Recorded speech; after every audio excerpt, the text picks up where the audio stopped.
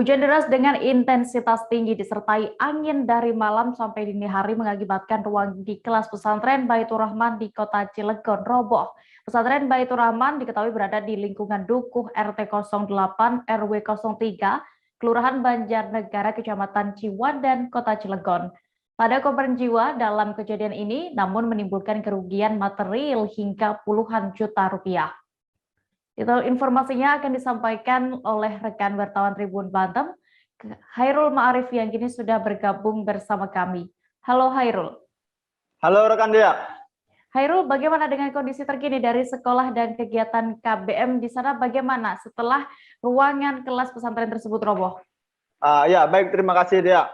Menurut Kepala Sekolah Pesantren Baitur Rahman yaitu Hidayatullah, saat ini kegiatan belajar mengajar di pesantren pesantren Baitur Rahman terhenti karena ruang kelas ini yang roboh, Dea.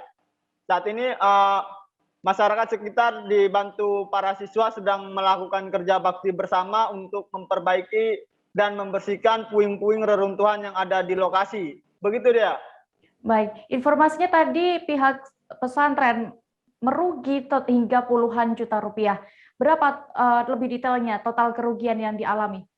Baik Dea, total kerugian yang dikalkulasikan oleh Badan Penanggulangan Bencana Daerah Kota Cilegon diperkirakan kerugian yang dialami oleh pesantren Baitur Rahman ini mencapai sekitar 70 juta rupiah, Dea.